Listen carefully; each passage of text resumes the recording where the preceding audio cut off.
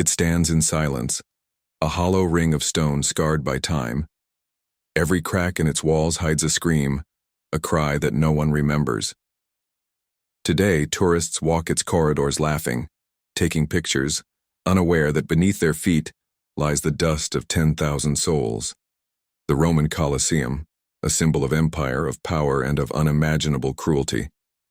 But behind its beauty lies a truth so dark that even 2,000 years later, the ground beneath it still remembers the blood. The year is 80 AD. Rome rules the world, an empire built on conquest and fear. At the center of this empire, Emperor Titus Flavius wants to leave his mark, something that would outshine every temple, every palace, every monument ever built. And so, rising from the ashes of Nero's fire, the Flavian amphitheater is born, a masterpiece of architecture and a masterpiece of terror. 50,000 stone seats, 80 arched entrances, marble, gold, and iron fused into a colossal theater, a stage built not for actors but for death. It was Rome's greatest show, and the ticket was free. Because every Roman, rich or poor, was welcome to watch blood spill in the name of glory.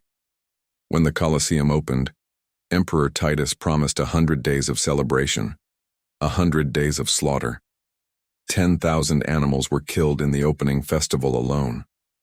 Lions from Africa, tigers from Persia, crocodiles from the Nile, creatures dragged from every corner of the empire, just to die beneath the Roman sun.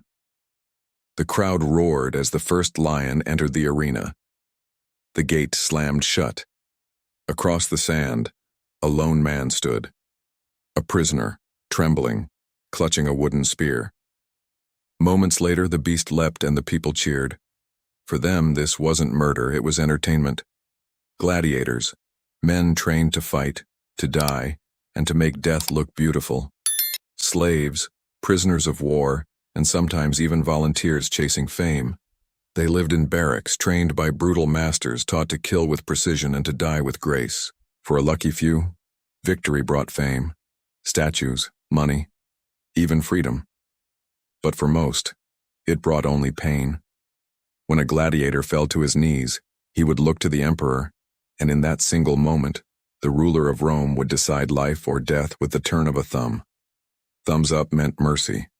Thumbs down meant execution. The crowd screamed for blood, and the emperor, smiling, gave them what they wanted. But Rome's thirst could never be satisfied.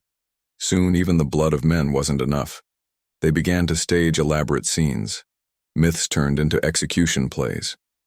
Condemned criminals were dressed as characters from legends, only to be really burned, torn apart, or devoured alive by beasts as part of the show.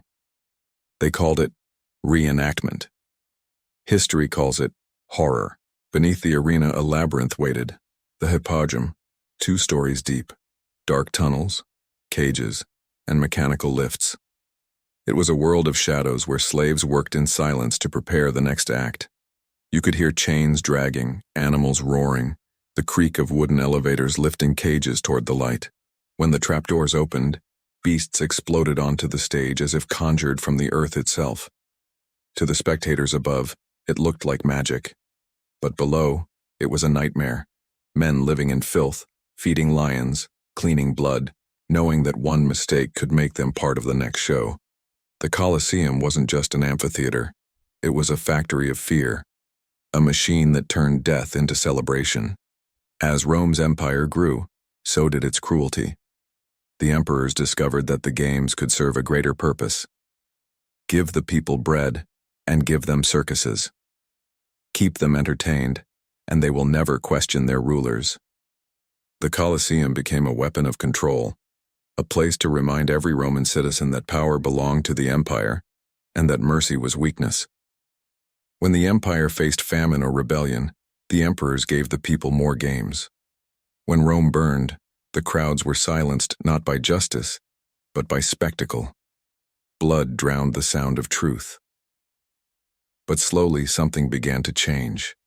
Whispers of a new faith spread through the empire, Christianity, a belief that every life had value.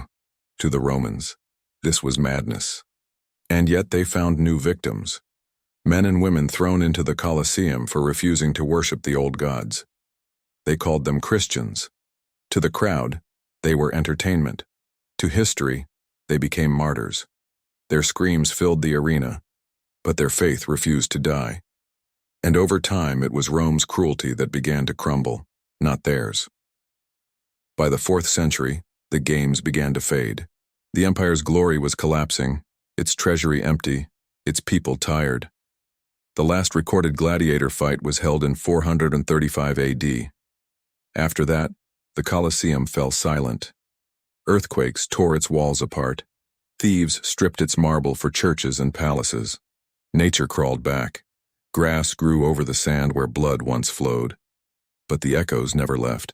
Even now, when the wind passes through those arches, it carries a sound. A faint cheer, a ghostly scream, a heartbeat of the past. And if you listen closely, you realize it's not just the echo of ancient Rome. It's us. Because though the Colosseum died, its spirit lives on.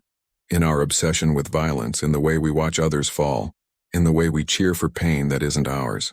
We've simply replaced swords with screens. The arena became a stadium. The gladiator became an athlete, a fighter, a celebrity. The crowd still roars, the world still watches, and the empire still profits. So the next time you stand before the Colosseum, don't just see a ruin of stone. See the faces of the forgotten, the slaves, the beasts, the nameless who died to feed an empire's hunger. The Colosseum wasn't built for glory. It was built to remind Rome that fear keeps a crown in place. And perhaps that's why it still stands. A monument not to power, but to the darkness that power hides. Because the Colosseum isn't just Rome's past. It's humanity's reflection. A mirror that asks one question: how far will we go to feel alive? If stories like this make your heart beat faster, subscribe. Because history never really dies.